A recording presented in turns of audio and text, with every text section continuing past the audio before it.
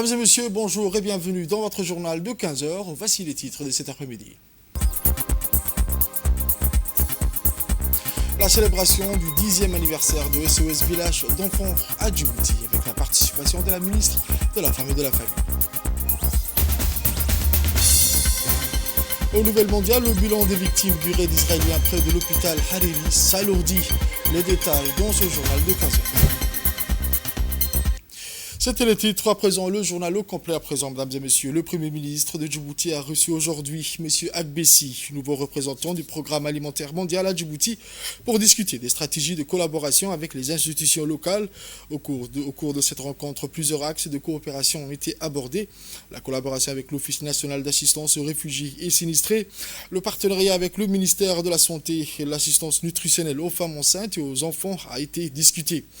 Puis également au secteur éducatif, le PAM a également un partenariat avec le ministère de l'Éducation nationale et de la formation professionnelle, notamment pour soutenir les étudiants à travers des programmes d'assistance alimentaire et d'éducation. En plus de ces discussions, le Premier ministre a recommandé une collaboration plus étroite avec le ministère des Solidarités et de la protection sociale, soulignant l'importance d'un travail conjoint pour relever les défis liés à la protection sociale. Une délégation de haut niveau de la République de Djibouti, conduite toujours par M. Ilyas Moussa Dawale, ministre de l'économie et des finances chargé de l'industrie, a récemment tenu une rencontre cruciale avec Ousmane Dione, vice-président de la Banque mondiale pour la région du Moyen-Orient et de l'Afrique du Nord. Une rencontre qui s'est déroulée dans un climat de coopération mutuelle et a également vu la participation de plusieurs figures éminentes du gouvernement djiboutien. Les discussions ont été centrées cette fois-ci sur le renforcement du partenariat stratégique entre Djibouti et la Banque mondiale avec un accent particulier sur la nécessité de promouvoir une croissance inclusive.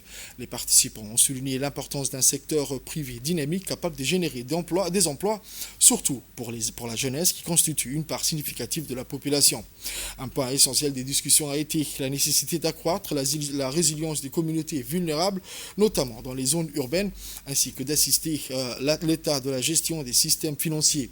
Les participants ont également abordé le soutien de l'État pour le renforcement des infrastructures, qu'elles soient digitales ou énergétiques, tout en veillant à ce que les opportunités de développement soient accessibles à tous. Direction Washington, où en marge des assemblées annuelles de la Banque mondiale et du Fonds monétaire international, le ministre de l'économie et des finances, M. Ilyas Moussa Dawale, a pris part à une réunion stratégique du groupe de travail africain de haut niveau sur l'architecture financière mondiale.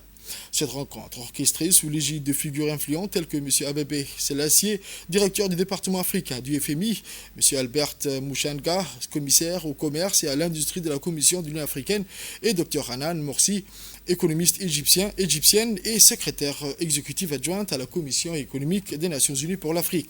Les discussions ont centré leur intention sur la nécessité de réformer l'architecture financière mondiale, un impératif face aux défis économiques contemporains.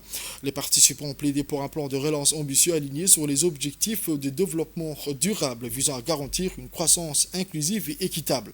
Cette réunion a non seulement permis d'aborder des questions fondamentales concernant la gouvernance financière, mais elle a également renforcé le consensus autour de la nécessité d'une solidarité internationale pour faire face aux défis économiques persistants.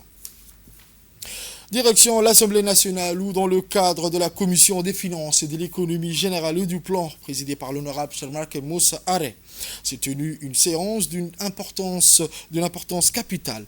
Les parlementaires, tant membres de cette auguste assemblée, se sont réunis pour scruter deux projets de loi de finances empreints des enjeux économiques cruciaux pour la nation. Le premier projet, la loi de finances numéro 131, année 2024, 9e législature, concerne l'approbation des comptes financiers de la Caisse militaire de retraite pour l'exercice 2023. Le second, la loi des finances numéro 132, année 2024, 9e législature, qui vise à ratifier les comptes de l'électricité de Djibouti pour l'exercice 2022. Ces projets témoins de la transparence et de la rigueur nécessaires et toute gestion financière ont suscité des débats animés. La séance a vu la participation distinguée du membres du gouvernement, parmi lesquels M. Hassan Omar Mohamed, ministre de la Défense chargé de relations avec le Parlement, ainsi que M. Younes Ali Guédé, ministre de l'Énergie et des Ressources naturelles. Également présent, M. Aboubakar Hassan, directeur général administratif intérimaire, qui a apporté son éclairage sur les enjeux financiers en question. Les discussions empreintes de sérieux et des responsabilités ont révélé la complexité des situations comptables présentées. Les parlementaires, en véritables gardiens de l'intérêt public, ont interrogé les responsables sur les détails des rapports financiers, témoignant ainsi de leur engagement envers la transparence et la bonne gouvernance. À l'issue de cet examen minutieux, la Commission a émis un avis favorable sur les comptes financiers de la CMR et de l'EDD en les transmettant pour adoption à la prochaine séance publique de l'Assemblée nationale. Ce geste, loin d'être anodin, marque une avancée significative vers une gestion rigoureuse et responsable des finances publiques. L'adoption de ces comptes, attendue avec impatience, sera un jalon décisif dans la quête d'une gouvernance éclairée et d'un développement durable au service de l'ensemble des Djiboutiens dans un monde en constante mutation. Ces délibérations rappellent l'importance d'une gestion transparente et responsable des ressources, gage d'un avenir prospère pour la nation. Sous le patronage du ministre de l'Enseignement supérieur et de la Recherche, la CERD a organisé une conférence consacrée au rôle des huiles essentielles dans la lutte contre le cancer. Ces rencontres scientifiques a rassemblé des experts de renom, témoignant de la richesse du partenariat entre le CERD et le Centre international des génies génétiques et de biotechnologie dans le cadre du projet BiotechNet. L'événement a débuté par une introduction marquant l'importance de ces échanges pour renforcer les capacités locales en matière de recherche médicale. Ces conférences offrent une occasion unique aux chercheurs, étudiants et praticiens locaux d'approfondir leurs connaissances sur le potentiel thérapeutique des huiles essentielles. Le partenariat avec les centres de biotechnologie s'inscrit dans une démarche plus large visant à offrir des formations de qualité et à favoriser la collaboration internationale en biotechnologie. On écoute un extrait du ministre de l'Enseignement supérieur et de la Recherche. L'importance de cette semaine, qui est la sensibilisation sur le cancer, plus particulièrement touchant les femmes. Et je pense que cet atelier, ces 2 journées de réflexion que vous organisez rentrent dans cette thématique et trouvez peut-être certainement à la réflexion à des alternatives, à des médicaments qui sont utilisés pour lutter contre ces maladies, mais qui sont souvent des traitements traumatisants. Je voudrais féliciter les organisateurs et puis remercier aussi le Centre international de génétique et de biologie qui travaille avec nous en étroite collaboration et qui permet à Djibouti aujourd'hui de tenir des conférences très très importantes sur la thématique qui sont suivies ici en présentiel grâce à vous, mais également en distanciel où les gens peuvent également participer et poser des questions. Alors la thématique d'aujourd'hui, je me suis un peu informé. Elle est très intéressante parce que, comme vous savez, aujourd'hui, il y a un regain de plus en plus important vers comment utiliser les plantes, comment utiliser des éléments moins chimiques et moins traumatisants pour lutter contre le cancer. Chacun d'entre vous sait qu'aujourd'hui, il y a la chimiothérapie qui pose un certain nombre de problèmes. Elle soigne peut-être, mais elle détruit également un certain nombre de cellules. Et souvent, comme disait tout à l'heure Dr Roman et Dr Daher, si on ne se prend pas très tôt, ces traitements risquent encore d'être plus destructeurs que réparateurs. Donc, l'implication ou l'utilisation des huiles essentielles aujourd'hui est très complexe. Il y a des personnes qui y croient, d'autres moins. En tout cas, ce qui est sûr, et les premiers éléments indiquent aujourd'hui qu'elle permet, en tout cas, ou elle provoquerait la programmation ou la mort de certaines cellules cancéreuses et certaines plantes. Les huiles essentielles issues de certaines plantes ont démontré déjà cette efficacité. Autre actualité de ce journal, l'ONG SOS Village d'enfants Djibouti a fêté ce matin à Aïla Grand Hôtel le 10e anniversaire de sa création sous le thème « Aucun enfant ne devrait grandir seul ». En présence de ses compatriotes et ses partenaires, le SOS Village de Djibouti a commémoré ses 10 années d'action et de soutien aux enfants et aux jeunes ayant perdu la prise en charge parentale ou risquant de la perdre d'une raison à une autre. Dans une projection en guise de témoignage, la ministre de la Femme et de la Famille, Mme Mona Ousmane Aden, ainsi que quelques responsables du SOS Village ont réagi sur les actions de l'ONG. Ces vidéos ont montré également les témoignages des bénéficiaires des différents programmes de création des activités génératrices des revenus. Cet important événement a rassemblé des participants dont des membres du gouvernement, les directeurs de l'ONG SOS Village, ainsi que des cadres issus du SOS Village à Djibouti, en leur tête le directeur général, M. Omar Hadilete Mohamed, représentant membre de la communauté diplomatique, les partenaires de l'ONG ainsi un grand nombre de la société civile. Depuis 2014, date de sa création, le SOS Village de Djibouti soutient actuellement plus de 1200 enfants et jeunes contraints de vivre dans des conditions défavorables.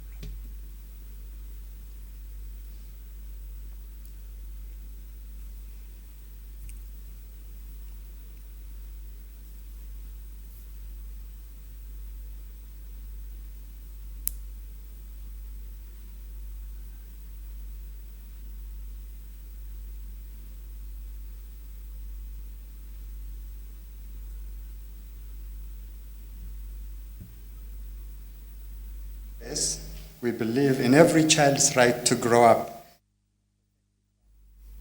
On écoute le directeur général de SOS Village d'enfants qui a rappelé que la mission du SOS Village est une action humanitaire pour venir en aide aux enfants issus des familles les plus vulnérables. Je tiens tout d'abord à exprimer mes sincères remerciements au gouvernement pour la collaboration exemplaire qu'on a pu établir durant toutes ces années. Notre partenariat avec le ministère technique de la Femme et de la Famille a permis de poser des bases solides pour renforcer la politique nationale de la protection de l'enfance. Sans cet appui, beaucoup de nos actions n'auraient pas été possibles. Je voudrais également saluer l'engagement indéfectible de nos personnels qui a travaillé avec dévouement et passion durant toutes ces années. Vous avez su, malgré les défis et différents obstacles, rester au service des enfants et des familles. Je remercie tout particulièrement ici nos mères présentes aujourd'hui parmi nous pour célébrer notre 10e anniversaire, nos mères qu'on appelle dans l'organisation des mères professionnelles. Ce sont des mères qui ont professionnalisé le métier que nous faisons. Je vous invite à les applaudir. Ces mères ont un contrat spécial qu'on appelle le contrat de 24 heures. Elles ne sont pas inscrites à Djibouti dans le ministère du Travail, mais nous comptons faire le lobby pour. Ces mamans n'ont pas d'heure de travail, elles ont un contrat indéterminé. À chaque fois qu'un enfant a un souci, elles sont réveillées et présentes. Et cela pendant plus de 10 ans. Et je leur dis merci au nom de tous les gouvernements. Avant d'aller plus loin, j'aurais aimé vous inviter à penser à une prière pour une mère que nous avons perdue il y a 2 mois, qui a travaillé avec l'organisation pendant à peu près 5 ans, Feu Mariam Kamil. Allah yarhamah. Le gouvernement et l'ONG a pris en compte et la mission de 10 ans aujourd'hui est une page qui tourne mais qui laisse place à une autre page qui est la stratégie des 5 ans à venir. Nous comptons atteindre 20 000 enfants et plus de 1000 familles dans le projet dans les 5 ans à venir. Pour la suite, nous allons écouter à présent l'intervention de la ministre de la Femme et de la Famille, son Excellence Mme Mona Ousmane Aden, qui a exprimé ses sincères félicitations aux cadres et les membres du SOS Village d'enfants. À travers ses actions, l'ONG SOS Village a su incarner des valeurs de solidarité, de compassion et d'engagement en prenant en charge les enfants. Leur action et leur dévouement rentrent dans un dynamisme national de protection des enfants et complète une force de protection des enfants entamée depuis l'existence de Djibouti à travers la création des centres de protection, le centre de la Poupinière d'Ariel, qui sont créés et parrainés par son Excellence Madame la Première Dame Khadra Mahmoud Haït, présidente de l'UNFD. Le gouvernement, qui a mis en place la politique de protection de l'enfant, s'aligne avec les conventions internationales des Nations Unies tout en répondant aux réalités locales.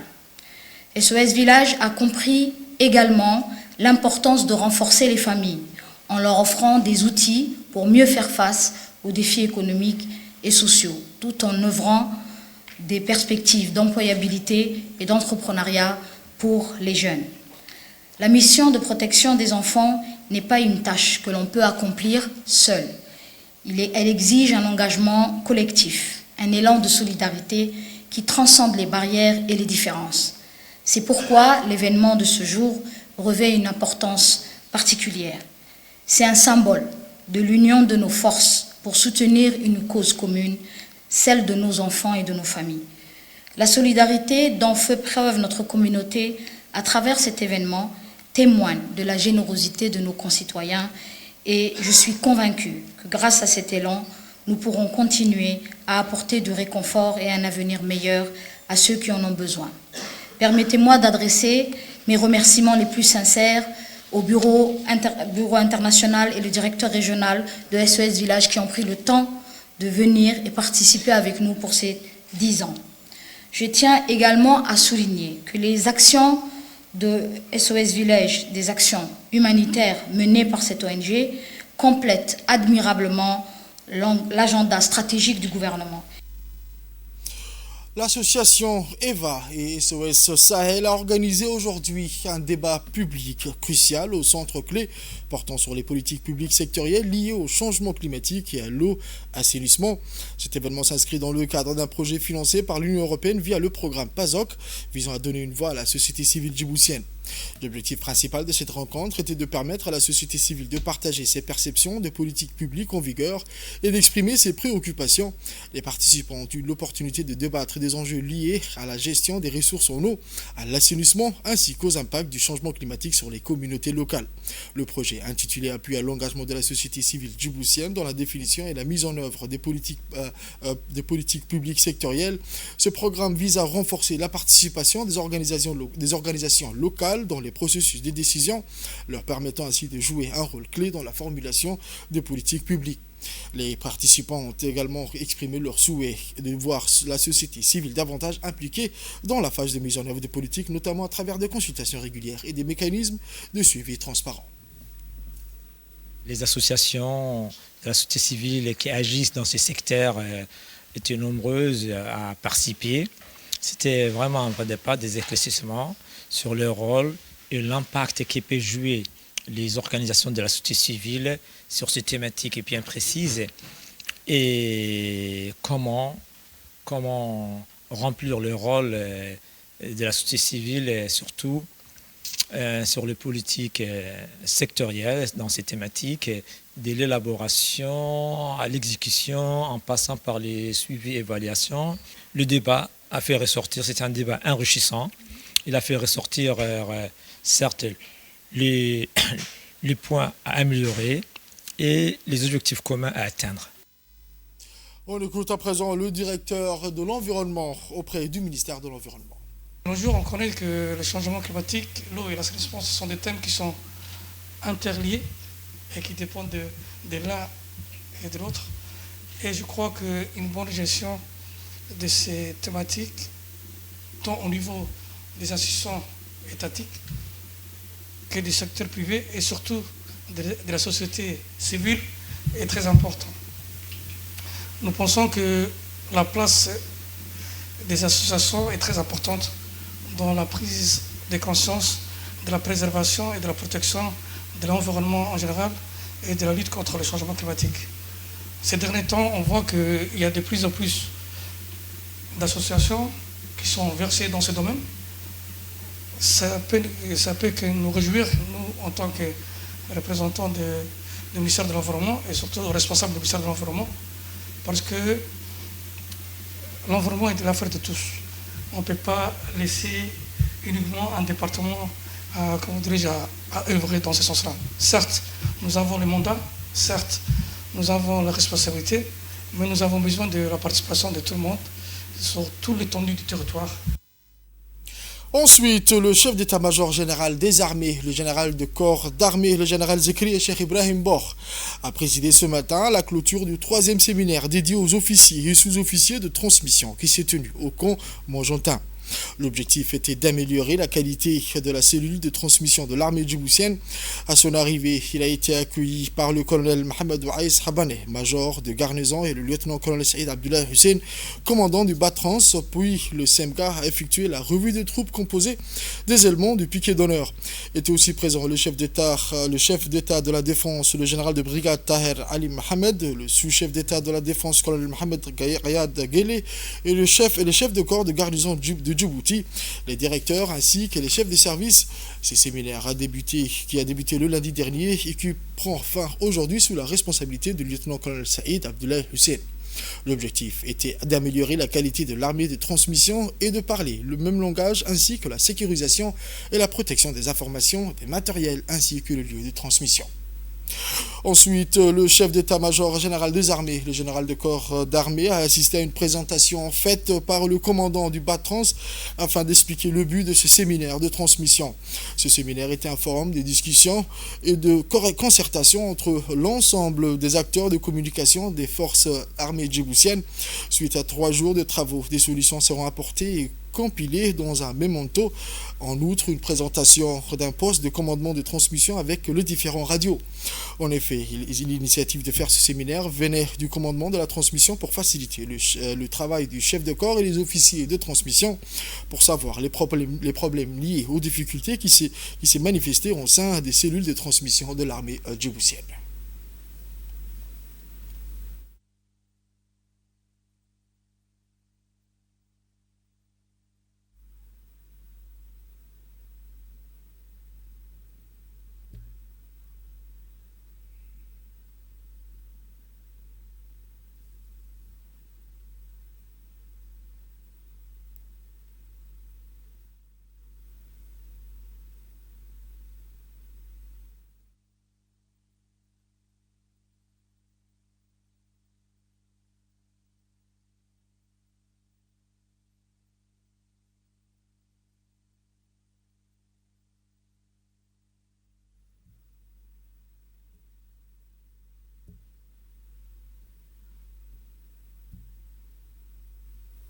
Après un verset du Saint-Coran, nous allons écouter le commandant du bataillon de transmission, le lieutenant-colonel Saïd Abdullah Hussein.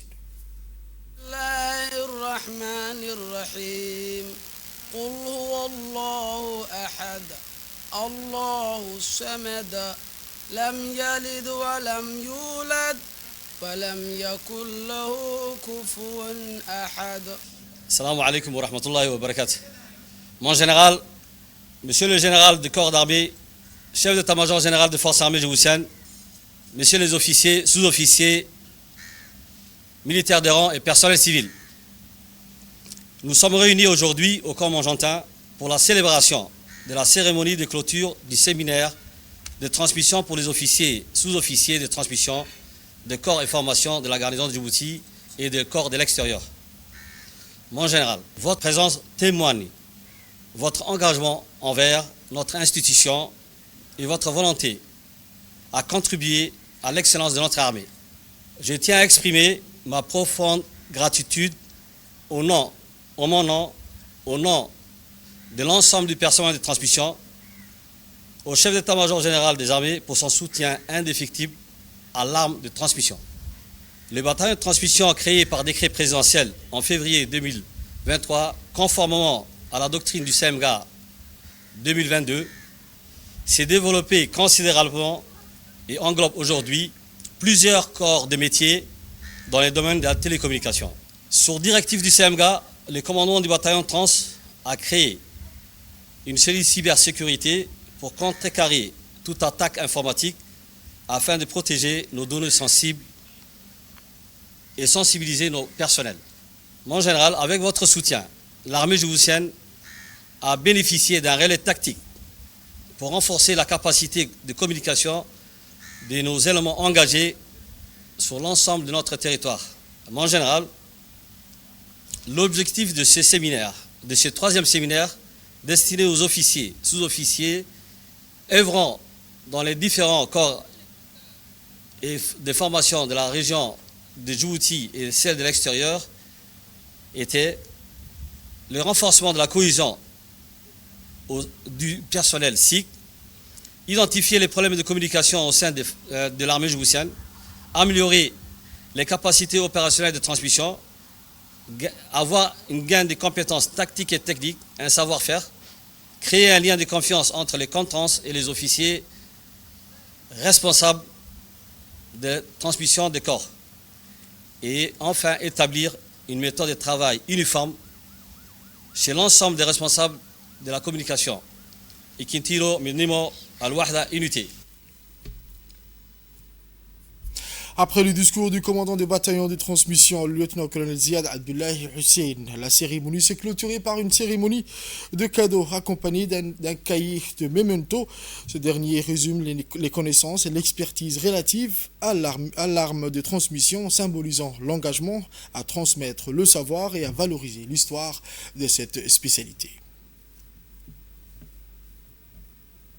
Direction le Nord à présent, ou à Tadjoura, où la troisième mission de suivi, évaluation des projets subventionnés s'est tenue avec succès dans la région de Tadjoura, au conseil régional, marquant une étape importante dans la mise en œuvre du projet de la société civile à la gouvernance et au développement local à Djibouti.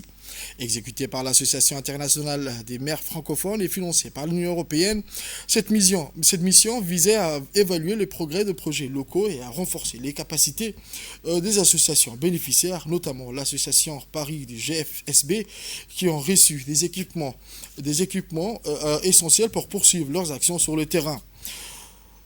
La cérémonie des remises des équipements a réuni plusieurs acteurs clés du développement local, notamment le président du conseil régional, la représentante du ministère délégué chargé de la décentralisation, Mademoiselle Fatouma Youssef Abdallah, le secrétaire permanent de l'ANCLD, M. Ali Aden Roufa, ainsi que les membres de l'association et l'équipe de gestion du projet. Le conseil régional de Tadjoura a récemment accueilli la troisième mission de suivi et d'évaluation pour 2 projets clés dans la région de Tadjoura. Écoutons à présent la représentante du ministère délégué chargé de la décentralisation, Vessi Fatouma Youssef Abdallah. C'est un grand honneur pour moi d'être ici, aujourd'hui en tant que représentant du ministère de la décentralisation, pour participer à cette mission de suivi et évaluation des projets de subvention et des remises d'équipements à l'association GFCB et Paris.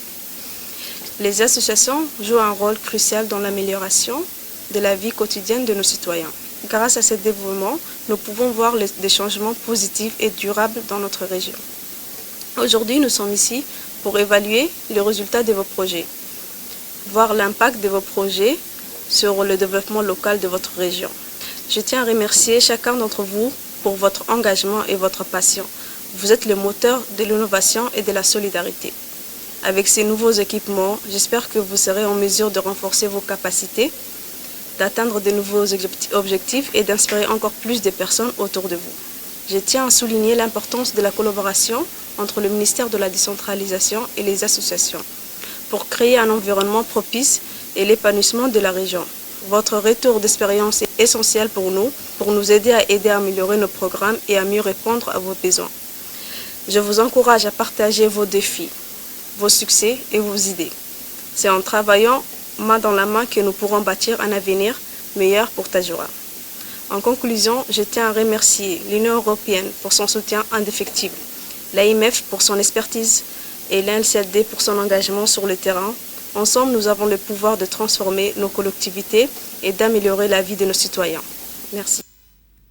Ensuite, écoutons le secrétaire permanent de l'ANCLD, M. Ali Aden Roufa. Ce moment marque une étape importante. L'évaluation à mi-parcours des projets de développement local subventionnés et mis en œuvre par des associations locales, notamment Paris et GFSB, pour ce qui concerne la région de Tadjoura.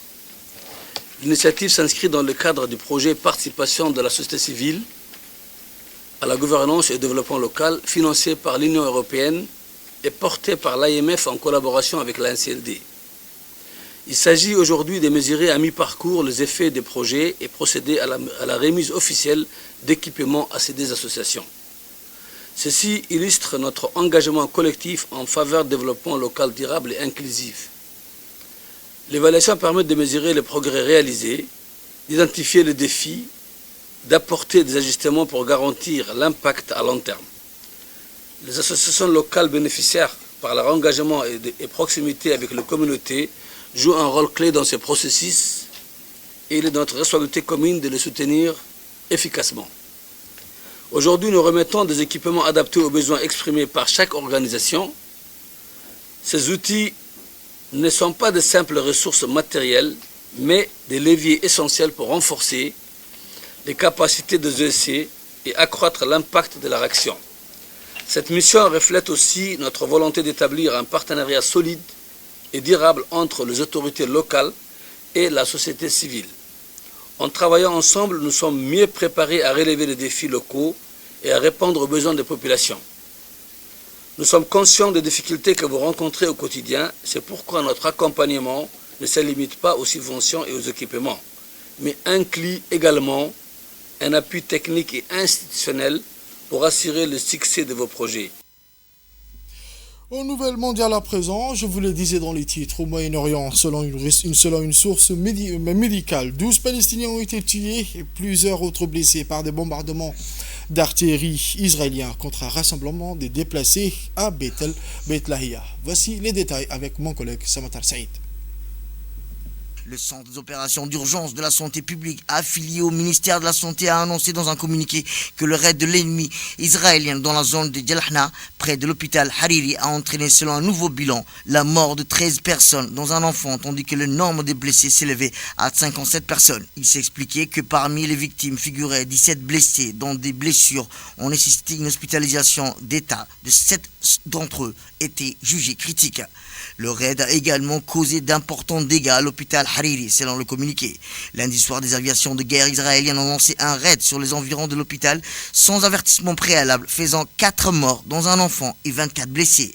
Après un an d'affrontement avec la résistance du Hezbollah qui ont commencé après qu'Israël a lancé sa guerre génocidaire dans la bande de Gaza, Tel Aviv a attendu la portée du génocide à la plupart des régions du Liban, y compris la capitale Beyrouth, depuis le 23 septembre, menant des frappes aériennes et entamant une invasion au sol dans le sud du pays. C'est tout pour ce journal de 15h, mesdames et messieurs. Merci à vous de l'avoir suivi et restez avec nous pour la suite du programme sur Télé Djibouti.